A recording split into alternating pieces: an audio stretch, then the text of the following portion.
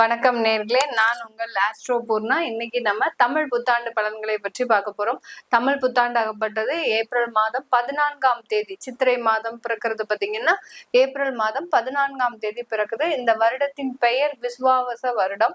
இந்த வருடத்துல இந்த ஒவ்வொரு ராசி என்பர்களுக்கும் என்னென்ன மாற்றங்கள் இருக்குது, என்னென்ன பலன்கள் இருக்குது அப்படின்றத நம்ம இந்த பதிவுல தெளிவா பார்க்க போறோம். இந்த விசுவாவச வருடம் அப்படின்னா என்ன அப்படின்ற போது 60 வருடத்துல 39வது வருடமா வரக்கூடிய வருடம் தான் இந்த விசுவாவச வருடம். இந்த விசுவாவச வருடத்துல எல்லாருக்கும் மனநிலைகள் எப்படி இருக்கும் அப்படின்னு பாத்தீங்கன்னா, அதிகமான ஆசைகள், அதாவது போகங்கள், அடுத்து பாத்தீங்கன்னா ஆசைகள் அதிகரிக்கக்கூடிய ஒரு டைமா இருக்கும். இந்த காலகட்டத்துல அந்த ஆசையின் காரணமாக மிக அதிகமான இழப்புகளும் நிறைய அன்பர்களுக்கு இருக்கும்.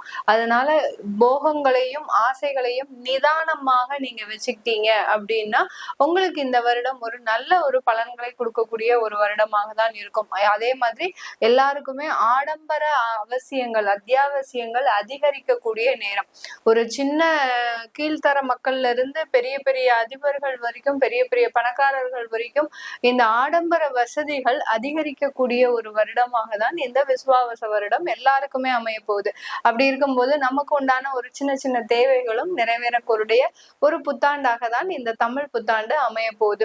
இந்த தமிழ் புத்தாண்டு பாத்தீங்கன்னா முதல்ல எந்த இடத்துல ஆரம்பிக்குது அப்படின்னு பார்க்கும்போது, காலபுருஷனுக்கு முதல் ராசியில சூரியன் வரும்போது, சூரியன் அங்க உச்சம் ஆகுறாரு.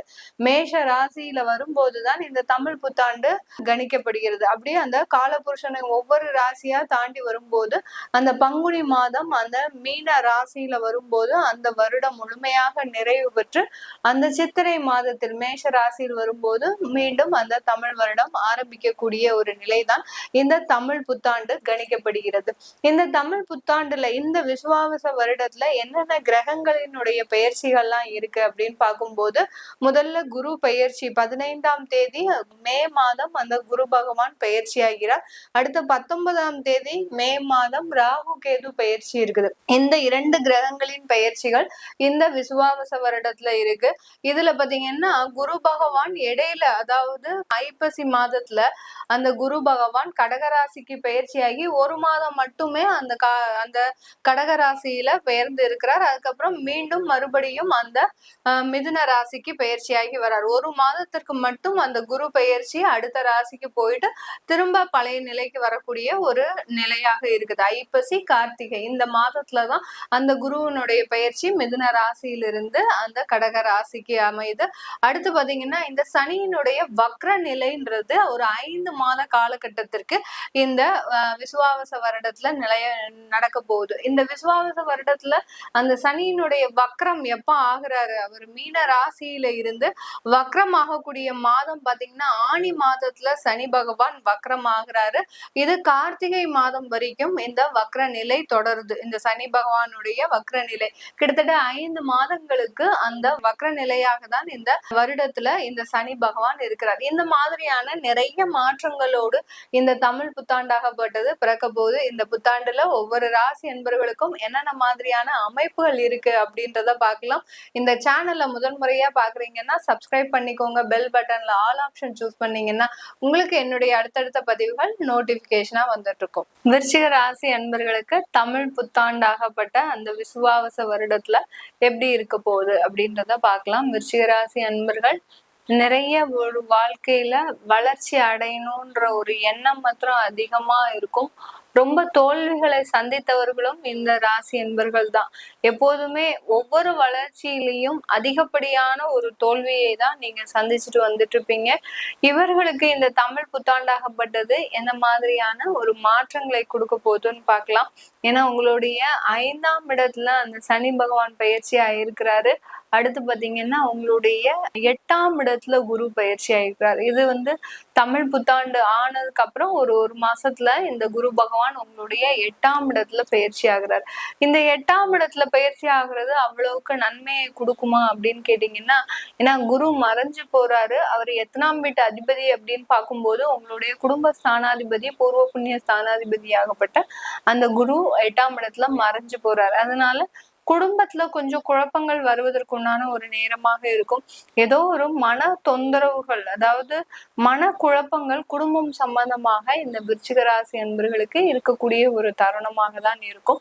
அதே சமயத்துல உங்களுடைய 11ஆம் இடத்துல இருந்து அந்த கேது பகவான் விலகி 10ஆம் இடத்துல போறாரு. 10ல ஒரு பாவ கிரகம் அப்படின்றது, அதுலயும் இந்த சர்ப்ப கிரகம்ன்றது ஒரு வலிமையான ஒரு அமைப்பை கொடுக்கக்கூடிய ஒரு நேரமாக இருக்கும். தொழில்ல நிறைய ஒரு மாற்றங்கள், முயற்சிகள், வெற்றிகள் அப்படின்னு தொடர்ந்து ஒரு அச்சீவ்மெண்டா இருக்கக்கூடிய ஒரு வருடமாக தான் இந்த விருச்சிக ராசி என்பவர்களுக்கு தொழில் ரீதியாக நிறைய முன்னேற்றங்களை கொடுக்கக்கூடிய ஒரு ஆண்டாகவும் இருக்க போகுது.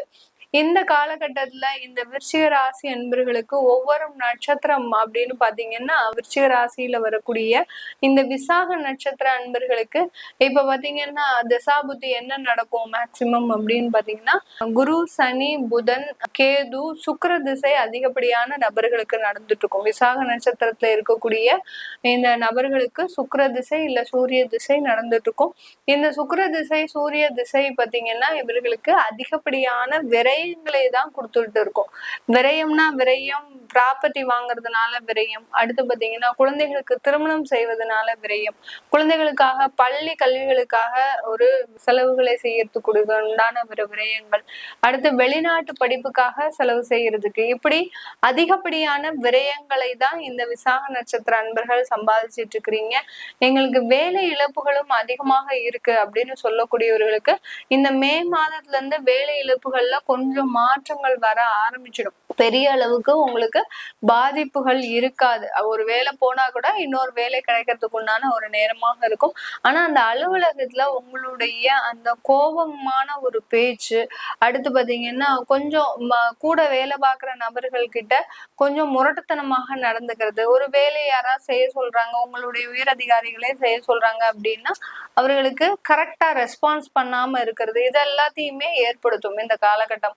அதனாலதான் அந்த குரு 8ஆம் இடத்துல இருந்து உங்களுக்கு தேவையில்லாத தொந்தரவுகளை, நீங்க அந்த மாதிரியான குணம் கிடையாது, ஆனா அந்த செஞ்சு வேலையா செஞ்சு இவர்கள் செய்யறதுக்கு நம்ம தலையாட்டணும் அவ்வளவுதானே அப்படின்ற மாதிரியாக நீங்க அமைதியா போவீங்க. ஆனா அது அவர்களுக்கு ஒரு இர்ரெஸ்பான்சிபிலிட்டி, ஒரு பிஹேவியரா தெரியும். அதனால கொஞ்சம் வேலையில கொஞ்சம் கவனமாக இருக்கக்கூடிய ஒரு தருணமாக தான் இருக்கும். இந்த விசாக நட்சத்திர அன்பர்களுக்கு இந்த சுக்கிர திசையும் சூரிய திசையும் ஏதாவது நடக்கும்போது உங்களுக்கு அதிகப்படியான ஒரு முன்னேற்றங்களை கொடுக்கறதுக்கு உண்டான ஒரு வருடமாக தான் இருக்க போது இந்த தமிழ் புத்தாண்டு வருடம்.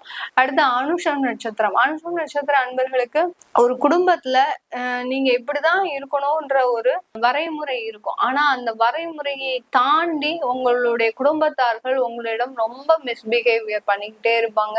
வெளியில இருக்கக்கூடிய நண்பர்களும் சரி, நட்புகளும் சரி, உறவுகளும் சரி, அந்த மாதிரி தான் இருப்பாங்க. உங்களுக்கு விருப்பப்படி அவங்க உங்களை நடத்தவே மாட்டாங்க. அந்த அளவிற்கு அந்த விருப்பத்திற்கு மாறாக தான் இந்த அனுஷ நட்சத்திர அன்பர்களுக்கு வாழ்க்கையில நடந்துட்டு இருக்கும். இது எல்லாமே எனக்கு மாறுமா அப்படின்னு கேட்டீங்கன்னா, கண்டிப்பாக இந்த தமிழ் புத்தாண்டுல உங்களுக்கு மாறக்கூடிய ஒரு டைம் தான். உங்களுக்கு பிடித்த அந்த காதல் திருமணங்கள்ன்றது இந்த காலகட்டத்துல நடக்கக்கூடிய ஒரு தருணமா இருக்கும். இவர்கள் வாழ்க்கையில அவர்களுடைய திருமணத்தை தான் ரொம்ப எதிர்பார்த்து இருப்பாங்க. அந்த திருமணத்துல நம்மளுக்கு பிடிச்ச மாதிரியாவது நடக்குமா அப்படின்ற ஒரு கேள்வி இருக்கும். கண்டிப்பா அதற்குண்டான ஒரு நேரமாக தான் இந்த தமிழ் புத்தாண்டு இருக்க போது இந்த அனுஷ நட்சத்திர அன்பர்களுக்கு. இவர்களுடைய தசாபுத்தி ஓவராலா நம்ம ரஃபா கால்குலேட் பண்ணும்போது பாத்தீங்கன்னா, சந்திர திசை இல்ல செவ்வாய் திசை, அதாவது சூரியன், சந்திரன், செவ்வாய், இந்த 3 தசாபுத்தியில ஏதாவது ஒரு தசாபுத்தி இருக்கும். இந்த தசாபுத்தி இவர்களுக்கு அதிகப்படியான மன மாற்றத்தை கொடுத்துக்கிட்டே இருக்கும். ஏதாவது ஒரு வேலையில நினைச்சிருக்கலாம் பார்த்தா அங்க ஏதாவது நம்மளுக்கு ஒரு பிரச்சனையை கொடுத்துட்றாங்க. அடுத்து பாத்தீங்கன்னா நம்மளுடைய உறவுகள், நெருங்கிய உறவுகள் கிட்ட இருந்து நம்மளுக்கு பிரிஞ்சு போறதுக்கும் விருப்பம் இல்லாம இருக்கும். இந்த மாதிரி எல்லாம் மனக்குழப்பத்திற்கு அதிகமாக ஆளாகக்கூடிய ஒரு நேரமாக தான் இந்த அனுஷ நட்சத்திர அன்பர்களுக்கு இருக்க போகுது. இதுல எல்லாத்துலயுமே கொஞ்சம் நிவர்த்தியும், உங்களுக்கு பிடிச்சமான ஒரு வாழ்க்கையை, உங்களுக்கு பிடிச்சமான ஒரு ப்ராப்பர்ட்டி வாங்குறது, இதெல்லாமே நடக்கிறதுக்கு உண்டான ஒரு நேரமாக தான் இருக்கும். கேட்டை நட்சத்திர அன்பர்களுக்கு இந்த தமிழ் புத்தாண்டு ஒரு நிறைய ஒரு மாற்றத்தை உங்களுடைய வாழ்க்கையில ஒரு திடீர் சம்பவங்களும், அடுத்து பாத்தீங்கன்னா குடும்ப வாழ்க்கை ரீதியாக ஏதாவது ஒரு தேவையில்லாத மன கசப்புகள் ஏற்படுவதற்குண்டான ஒரு நேரம். 5 வருஷமா ரொம்ப சேர்ந்து இருக்கிறீங்க அப்படின்னா இப்போ கணவன் மனைவிக்குள்ள ஏதோ ஒரு கருத்து வேறுபாடு, அடுத்து அந்த கூட்டு குடும்பமாக இருந்த குடும்பங்கள் பிரியக்கூடிய ஒரு அமைப்பு, இந்த மாதிரியெல்லாம் குடும்பம் சம்பந்தமாக நிறைய ஒரு பிரிவினையை ஏற்படுத்தக்கூடிய ஒரு நேரமாக தான் இந்த கேட்டை நட்சத்திர அன்பர்களுக்கு இருக்கும் இந்த தமிழ் புத்தாண்டு. இந்த தமிழ் புத்தாண்டுல இந்த கேட்டை நட்சத்திர அன்பர்கள் அதே சமயத்துல வேலையில நல்ல ஜொலிக்கக்கூடிய ஒரு நேரம். உங்களுக்கு திறமைக்கேற்ற ஒரு வேலை, உங்களுடைய திறமைக்கு ஏற்ப ஒரு அங்கீகாரம், இதெல்லாம் கிடைப்பதற்கு உண்டான ஒரு நேரமா இருக்கும். ஆனா அந்த வேலையில கொஞ்சம் உழைச்சுக்கிட்டே இருக்க வேண்டிய ஒரு வேலையா இருக்கும். அதிகப்படியாக ஒரு நிதிரை இல்லாமல் 24 hours நீங்க அந்த உழைப்பிலேயே இருக்க வேண்டிய ஒரு தருணமாக தான் இந்த கேட்டை நட்சத்திர அன்பர்களுக்கு இருக்கும். இந்த கேட்டை நட்சத்திரத்துல அன்பர்கள் பாத்தீங்கன்னா இப்போ உங்களுக்கு செவ்வாய் இல்ல ராகு திசை நடக்கும். இந்த செவ்வாய் திசையில கொஞ்சம் உங்களுக்கு ஒரு சின்னதா புரட்டி போடக்கூடிய ஒரு தருணம் உங்களுடைய ப்ராப்பர்ட்டி சம்பந்தமாக, அடுத்து பாத்தீங்கன்னா உங்களுடைய உறவுகள் சம்பந்தமாக, அடுத்து பாத்தீங்கன்னா நீங்க வேலையில சில பிரச்சனைகளை அனுபவிக்கக்கூடிய ஒரு தருணமாகவும் தான் இருக்கும் இந்த கேட்டை நட்சத்திர அன்பர்களுக்கு. இந்த விருச்சிக ராசி அன்பர்களுக்கு பொதுவாக இந்த காலகட்டம் நல்ல சொத்து வாய்ப்புகள் இருக்கக்கூடிய ஒரு நேரம். அதே சமயம் மறைமுகமாக பணங்கள்லாம் வருவதற்குண்டான ஒரு நேரம். இல்லீகலா சில வருமானங்கள் வரும். அடுத்து பாத்தீங்கன்னா ஜுவல்ஸ் எல்லாம் நிறைய சேர்க்கக்கூடிய ஒரு நேரமாக தான் இருக்கும். பிளாக் மணி வச்சிருப்பீங்க நிறைய விருச்சிக ராசி அன்பர்கள் இந்த காலகட்டம், இந்த தமிழ் புத்தாண்டுல பாத்தீங்கன்னா பிளாக் மணின்றது நிறைய இருக்கும். அது எல்லாத்தையுமே கன்வெர்ட் எப்படி பண்றது அப்படின்ற மாதிரியான ஒரு முயற்சியில தான் ஈடுபடுவீங்க. அந்த பிளாக் மணி எல்லாம் எப்படி ஒயிட் ஆகுறது அப்படின்ற ஒரு விஷயத்துல இருக்கக்கூடிய ஒரு நேரமாக தான் இந்த விருச்சிக ராசி அன்பர்களுக்கு இருக்க போகுது. இது எல்லாமே நம்ம கோச்சார நிலவரப்படி சொல்லியிருக்கிறோம். இங்க சொன்னக்கூடிய அந்த தசாபுத்திகள் ரஃப் கால்குலேஷன் தான் நான் சொல்லியிருக்கிறேன். உங்களுக்கு தசாபுத்தி என்ன நடக்குது, அந்த தசாபுத்தி என்ன பலன்களை தரும் அப்படின்னு கேட்கணும் விருப்பப்படுறவங்க கீழே இருக்கிற நம்பருக்கு வாட்ஸ்அப்ல அப்பாயின்மெண்ட் வாங்கிக்கிட்டு நீங்க என்கிட்ட கன்சல்ட் பண்ணிக்கலாம். எல்லோருக்கும் இனிய தமிழ் புத்தாண்டு நல்வாழ்த்துக்கள். உங்களிடமிருந்து விடைபெறுவது உங்கள் ஆஸ்ட்ரோ பூர்ணா. நன்றி, வணக்கம்.